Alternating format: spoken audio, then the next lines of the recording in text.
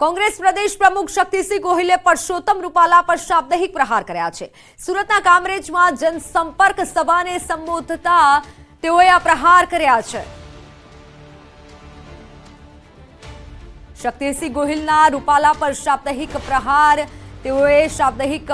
કર્યા છે। કામરેજ ખાતે સુરતના કામરેજમાં સભા યોજાઈ હતી કોંગ્રેસની અને તે સમય દરમિયાન તેઓએ રૂપાલા પર પ્રહાર કર્યા છે।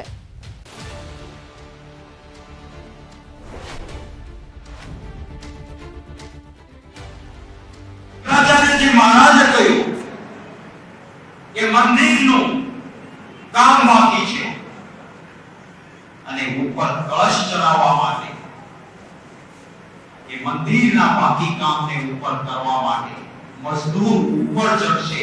નીચે રામલલ્લાની મૂર્તિ હશે તો મજદૂરના ચરણ એના પગ એ રામની ઉપર આવે। આ પાપ લાગે, આ પાપ કહેવાય। આમ છતાં ભાજપવાળાએ શંકરાચાર્યજીનું ન માન્યું અને એટલે ભગવાન રૂઠ્યા એટલે રૂપાલાની જીવે બેઠ। અમદાવાદ પૂર્વ અને પશ્ચિમની લોકસભાની બેઠક પર નામાંકન પ્રક્રિયા પૂર્ણ થઈ છે। અમદાવાદ પૂર્વ બેઠક પર 35 ઉમેદવારોએ કુલ 44 ફોર્મ ભર્યા, જ્યારે અમદાવાદ પશ્ચિમ બેઠક પર 12 ઉમેદવારોએ 19 ફોર્મ ભર્યા છે। ભાજપ અને કોંગ્રેસ પક્ષે બંને બેઠક પર 2 ઉમેદવારોએ ફોર્મ ભર્યા હતા। અન્ય પાર્ટી તેમજ અપક્ષ ફોર્મ ભર્યા હતા।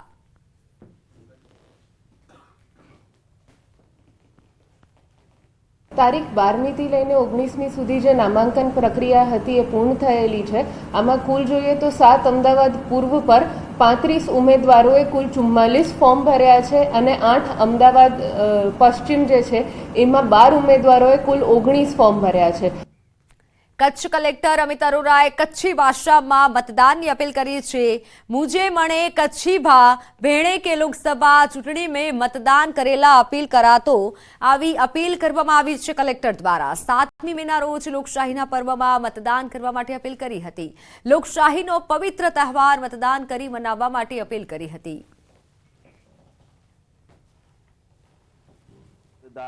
मुंहिंजे कच्छ जिले जे मड़े मतदार भा भेणे के अपील कई तो कि लोकसभा 2024 जी सामान्य चूंटणी 7મી મે 2024 जे डी नक्की थई आए तड़े पा मळे मतदार भा भेण लोकशाही जी ही पवित्र ताणे ते बोले वगैर मतदान करी અને લોકશાહી જો એ પવિત્ર ત્યોહાર મનાયું।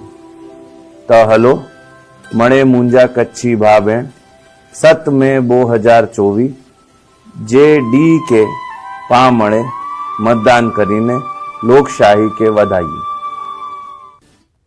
તો ક્ષત્રિય સમાજના આંદોલન અંગે મોટા સમાચાર સામે આવ્યા છે। ક્ષત્રિય સમાજના આગેવાનો હવે ખોડલધામના ચેરમેન નરેશ પટેલને મળશે।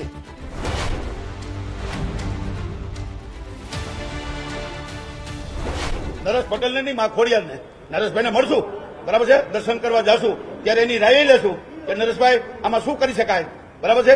પણ અત્યારે એ મુદ્દામાં નથી એટલે તમને ના કહી શકું, પણ નરેશભાઈને મળવાનું સમાજ નક્કી કરશે, સંકલન સમિતિ કરશે તો ચોક્કસપણે મળશું।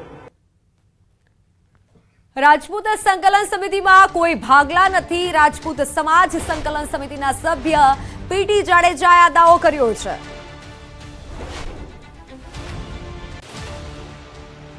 બીજો કોઈ સંદેશો તમે માનતા નહીં કે આમાં ભાગલા પડ્યા છે? ભાગલા પડ્યા જ નથી। કાલે 92 સમિતિના સભ્યો હતા, એની બદલે કાલે 500 થયા અને ક્ષત્રિય સમાજના 2 ભાગ નથી પડ્યા। એક વ્યક્તિ એમ કે ભાગલા પડી ગયા, એ વ્યક્તિ તો કોઈ પણ સ્ટેટમેન્ટ આપી શકે। લાખો રાજપૂતો છે, એમાં 5 વિઘ્ન સંતોષી પણ હોઈ શકે, એ પણ સ્ટેટમેન્ટ આપી શકે। અને એક વ્યક્તિ સ્ટેટમેન્ટ આપે એ રીતે સમાજે નથી કરવાનું। સમાજ એટલે સંકલન સમિતિ અને સંકલન સમિતિ એટલે સમાજ। જયારે સંકલન સમિતિને સમાજને માન્ય છે તો સમાજ છે એ ભગવાન છે ને સમાજથી મોટું કોઈ નથી હોતું। પીટી જાડેજાએ ક્ષત્રિય આગેવાન પદ્મિનીબાના નિવેદન પર પ્રતિક્રિયા પણ આપી।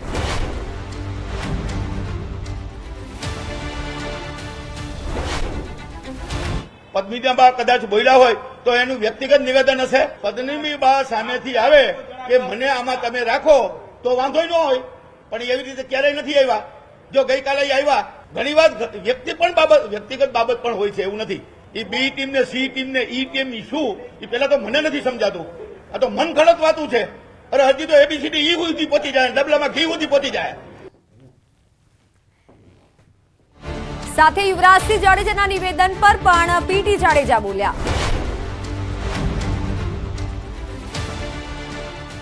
યુવરાજસિંહનું નિવેદન વ્યક્તિગત નિવેદન છે, એ કોર કમિટીમાં નથી અને સંકલન સમિતિમાં પણ નથી, અને એ રાજકીય માણસ છે. રાજકીય સ્ટેટમેન્ટ કંઈ પણ આપી શકે. અમારી જે સંસ્થા છે એમાં એક પણ રાજકીય માણસ હોય તો બતાવો. તો રાજકોટમાં રાજપૂત સંકલન સમિતિની પત્રકાર પરિષદ યોજાઈ હતી, જેમાં જાડેજાએ આંદોલનની રણનીતિની વાત કરી. 8 જિલ્લામાં તો અમે તમને છાતી ઠોકીને કહી શકીએ કે જ્યાં 3-3 લાખ ઉપર, જેમ કીધું આણંદમાં 6 લાખ છે, બરાબર છે, એમાં 8 સીટ ઉપર અમે ચોક્કસપણે હાર આપી શકશું. વડોદરામાં ભાજપ ઉમેદવાર ડોક્ટર હેમાંગ જોશીના શાહી ઠાઠ જોવા મળ્યા. ડોક્ટર હેમાંગ જોશીનો મહારાજા સ્ટાઇલમાં પ્રચાર સામે આવ્યો છે.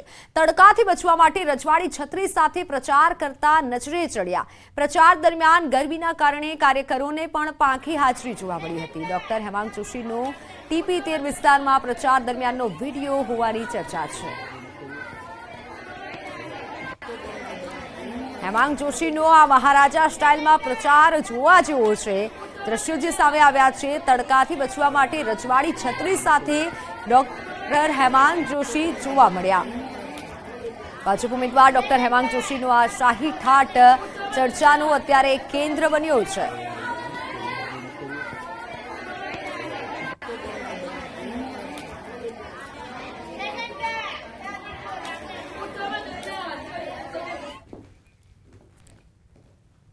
તો હેમાંગ જોશીનો મહારાજા સ્ટાઇલમાં એક તરફ પ્રચાર જોવા મળ્યો વડોદરામાં, તો બીજી તરફ સુરેન્દ્રનગરના દ્રશ્યો સામે આવ્યા, જ્યાં લોકસભા બેઠકના કોંગ્રેસના ઉમેદવાર ઋત્વિજ મકવાણા ધાર્મિક કાર્યક્રમમાં જોવા મળ્યા.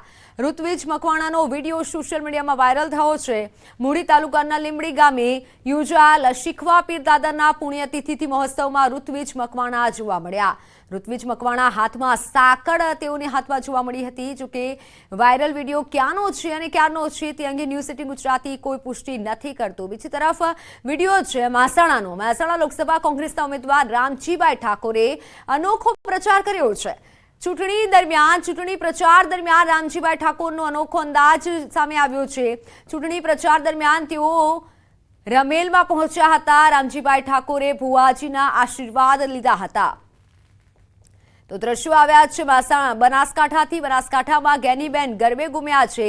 ગેનીબેન એ કોંગ્રેસના લોકસભા ઉમેદવાર છે. ગેનીબેન ઠાકોરના ગરબા સામે આવ્યા છે. ગેનીબેન ઠાકોરનો વિડીયો અત્યારે વાયરલ થઈ રહ્યો છે.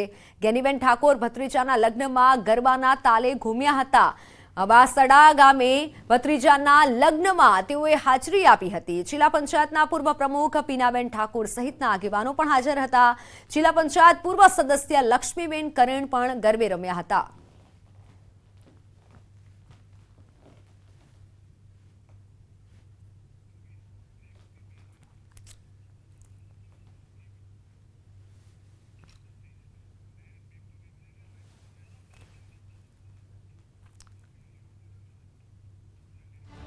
તો મહેસાણા લોકસભા કોંગ્રેસના ઉમેદવારને મત આપવા સંકલ્પ લેવડાવ્યા.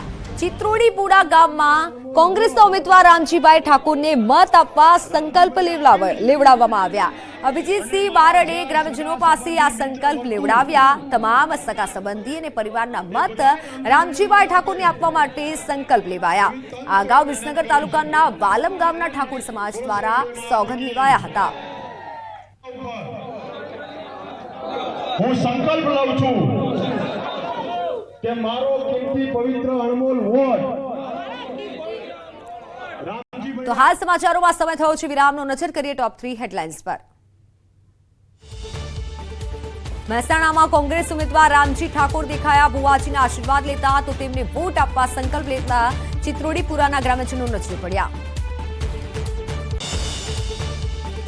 દ્વારકામાં રૂક્ષ્મણીજી વિવાહનું આયોજન. રૂક્ષ્મણી મંદિરે 56 ભોગ મનોરથ યોજાશે. ભક્તિમય માહોલમાં વિવાહની ઉજવણી. બહુચરાજીમાં શક્તિ ભક્તિ અને આસ્થાનો ત્રિવેણી સંગમ આવતીકાલથી 3 દિવસ ચૈત્રી ઉત્સવનું આયોજન ભાતીગઢ મેળામાં ભક્તોનું દેશ વિદેશથી આગમન.